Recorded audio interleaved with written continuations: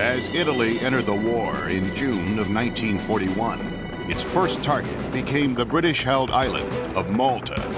This tiny rock in the Mediterranean was the most bombed country of World War II. But the Maltese were not going to give in, nor were the British. Tony Spooner was an RAF pilot on Malta. This is where he met the enemy, on the battlefront.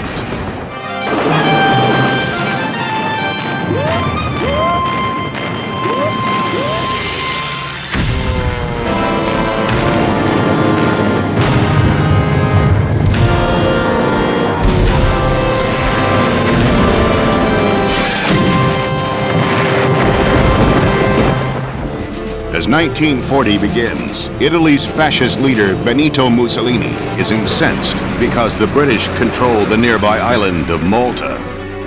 This outpost is over 1,000 miles from the nearest British bases at Gibraltar in the west and Alexandria in the east, but it is only 50 miles from Sicily. Malta gives England control of the Mediterranean, and in 1940, the British are at war with Italy's ally, the Germans.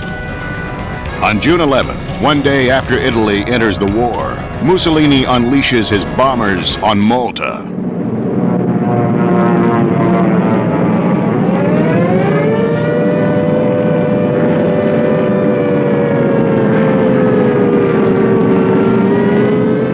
One RAF pilot who is stationed in Malta is Tony Spooner.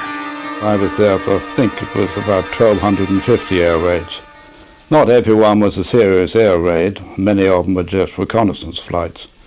But we were bombed on average about 3 or 4 times every day. The Italians used rather antiquated aircraft, and they weren't particularly well protected by armor, and they tended to turn tail at the first sign of any opposition. I was in Coastal Command, and our job in Malta was to go out at night and find the ships which were trying to transport supplies from Italy and Sicily to Rommel's forces in North Africa. And having found them, our job then was to home other people to come and attack them, and occasionally attack them ourselves. Oh, the population took it very well, bearing in mind it wasn't even their war.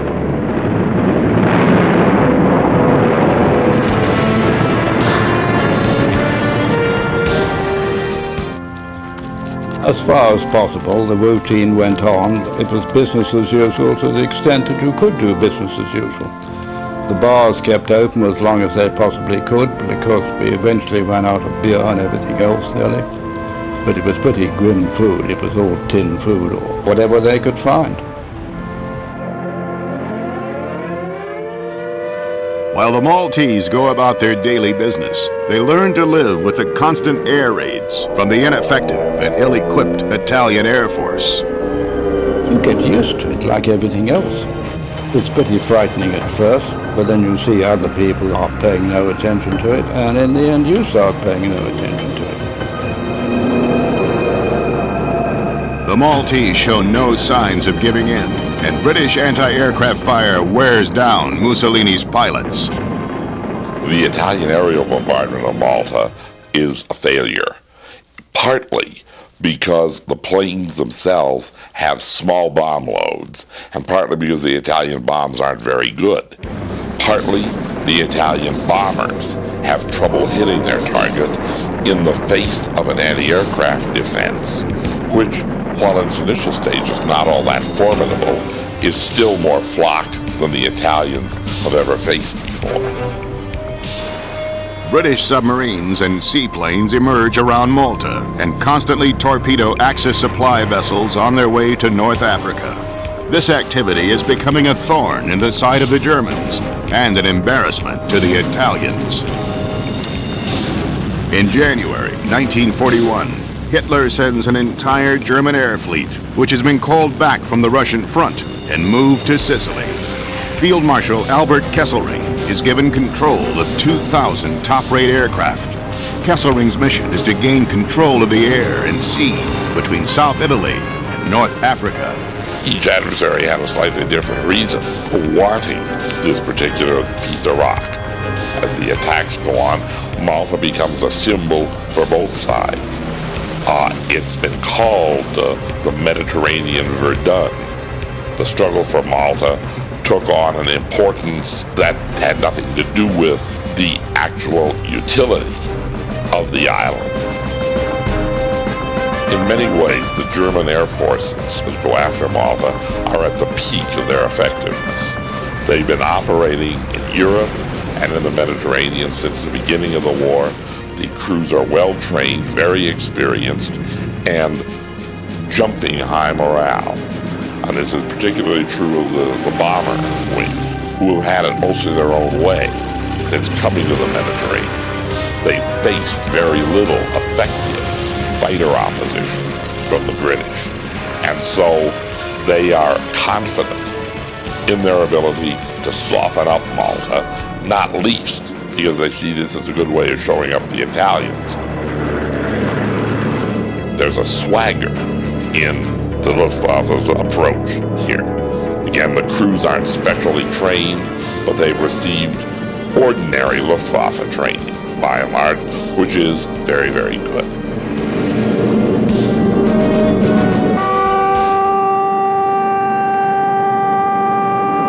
Until the Germans came along, we weren't the smallest bit frightened of the Italians. But the Germans had dive bombers, and they were far more determined.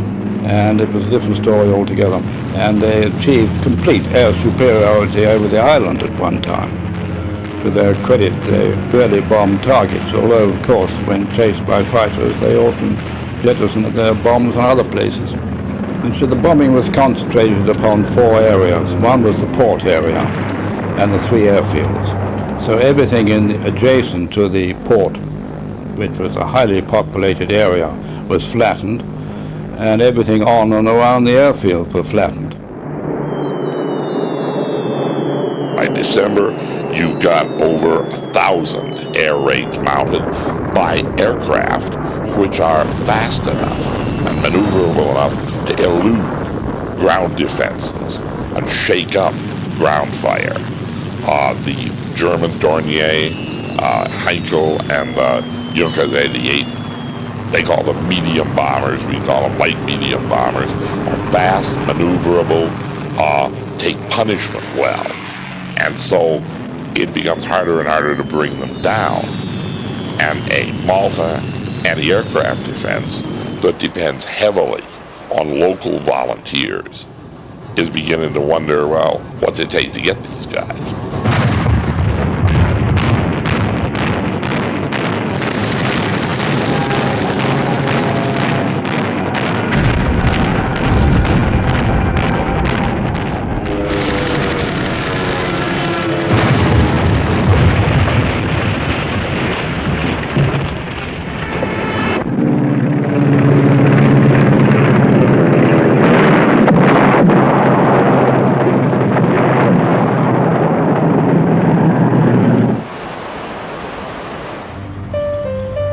December 1941. The 1,000 Axis raids on Malta has not brought the island any closer to a surrender. Only 15 miles long, Malta becomes the most heavily bombed target in the world.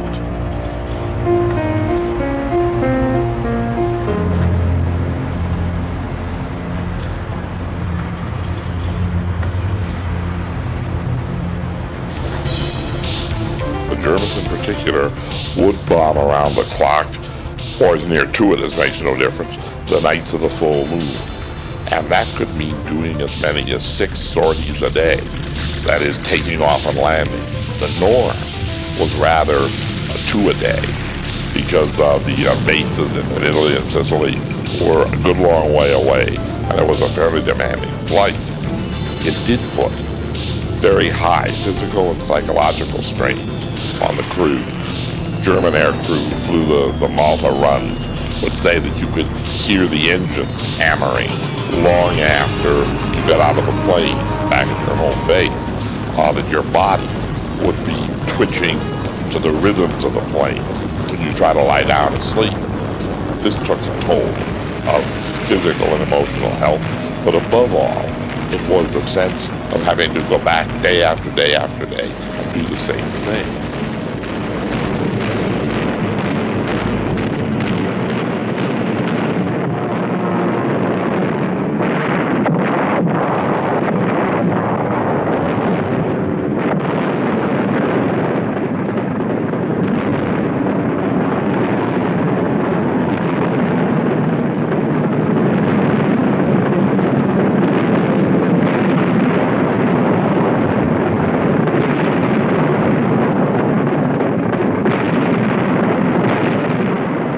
this was a good way to go mad, particularly because, unlike the American system, the Germans did not allow for relieving crews and pilots after a certain number of missions.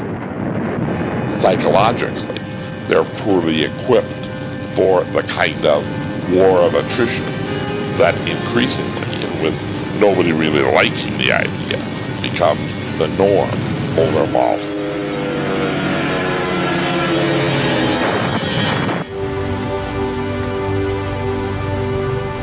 On April 17, 1942, the embattled island of Malta wins a decoration for bravery. King George VI awards the island the Order of the George Cross. But the award ceremony is cut short by the arrival of yet another Axis bombing.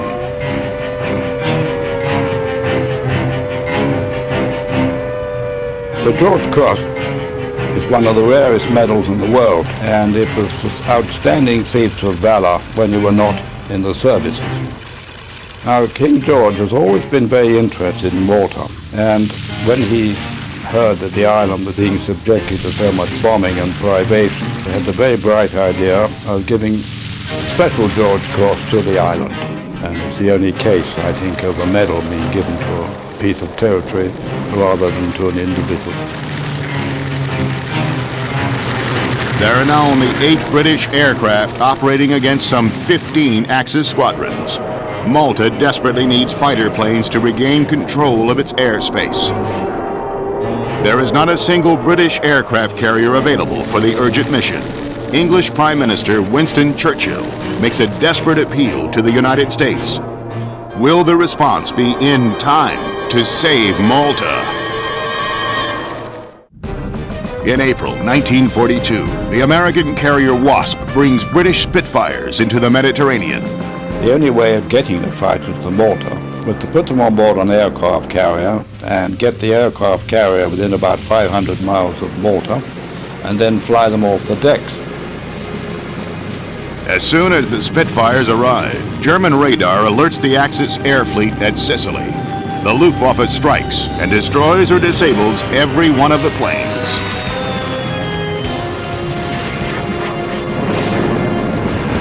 On the same day, British intelligence learns that an airborne invasion from Sicily is imminent.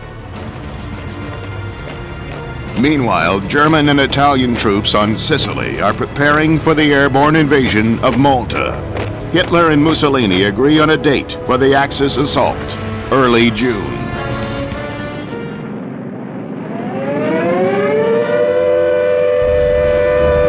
By now, Malta has been under steady aerial siege for 23 months. The British no longer have airplanes and very little ammunition left. We had a limited number of anti-aircraft guns, and to the extent possible, it was very hard to get supplies to Malta at all. They were rationed to only fire bombers, not fighters. The one resource which keeps the casualty rate low is the island's excellent shelters. Since Malta is made of limestone, the caverns provide protection for the Maltese. The rock is very soft, and there were a great number of shelters, and they made a great number more. The Maltese took it remarkably well. They took it just the way that the Londoners took it. And they just put up with every privation with a shrug of the shoulders and said, we'll carry on.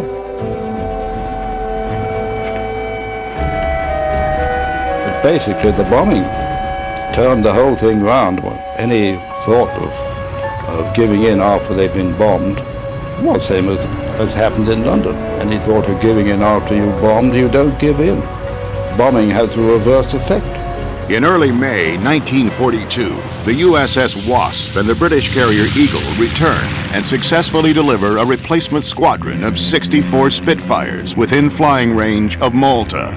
But this time, we'd learned from the errors the first time. The first lot all landed at Takali, which is the fighter airfield, and they were very largely written off on the ground. This time they split them between the 3 airfields. It made sense. And they had them all in the air in about 15 minutes after arriving. The Spitfires are refueled and airborne in minutes as German bombers approach. They meet the Junkers and Messerschmitts head-on over the airfield. the Luftwaffe gets more than it bargains for. 37 German planes are lost. The British only lose 3. This second operation is the turning point of the air campaign because they achieve a victory by blowing away the first 47. Now, here are 60-odd more. And the Luftwaffe pilots and their commanders are beginning to think, what do the Armies and Brits do? Pull them out of hats? British intelligence learns that Axis troops scheduled to invade Malta have been diverted to the Panzer Army in North Africa. The invasion of Malta will not take place.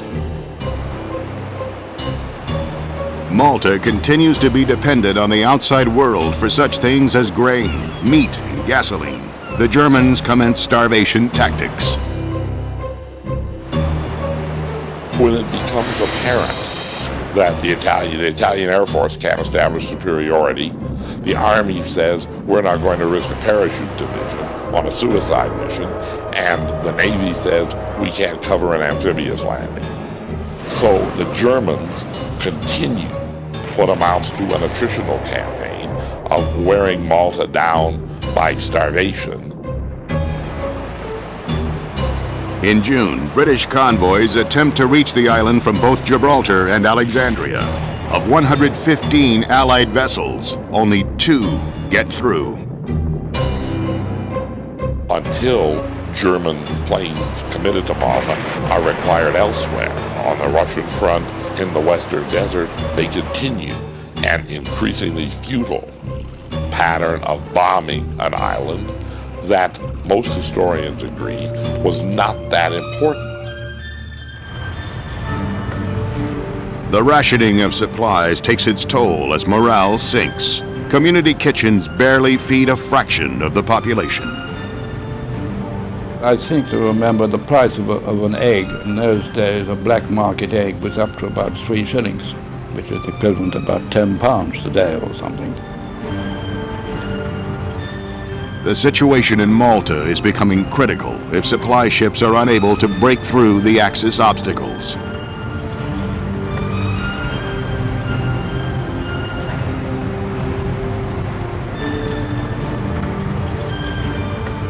Unknown to the Maltese or the British forces on the island, the English government is unable to agree on whether to defend Malta or surrender.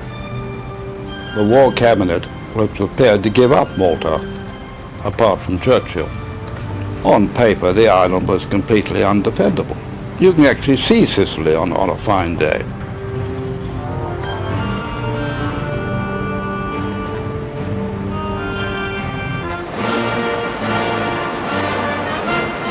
Building on Churchill's stubbornness, one final convoy carrying the last hope of relief for Malta leaves England. 14 merchant ships carrying over 120,000 tons of supplies are escorted by 4 aircraft carriers, 40 destroyers, 2 battleships, and 12 cruisers. But the reinforced convoy is too big to conceal from the Germans. August 10th, Malta's Savior fleet enters the Mediterranean. Converging against it, a powerful German-Italian force, spearheaded by 21 submarines and 540 aircraft.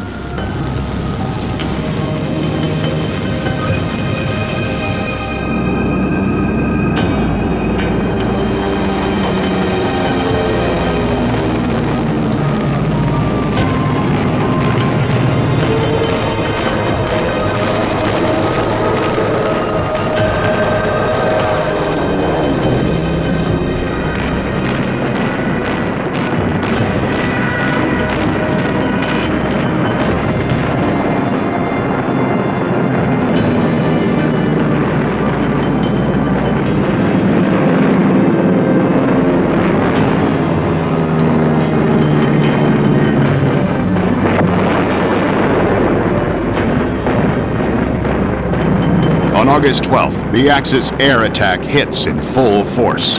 British carrier planes and concentrated ack-ack fire again keep the attackers away from the merchant ships.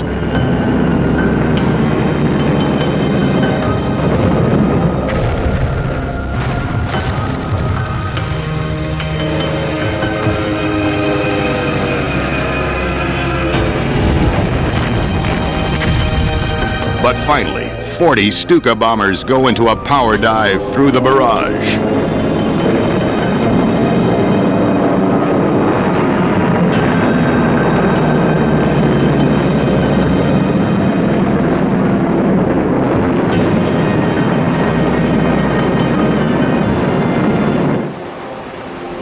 By evening, both fleet and convoy reach a narrow channel to the harbor where protective battleships and carriers cannot follow because of limited sea room. The merchant ships must try to squeeze into the port with only a skeleton escort.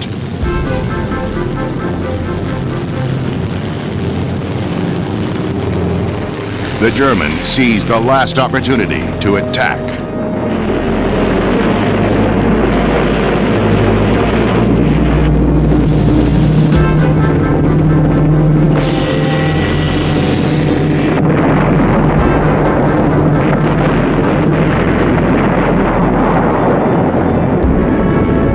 Torpedoes hit their mark and take a toll on the convoy.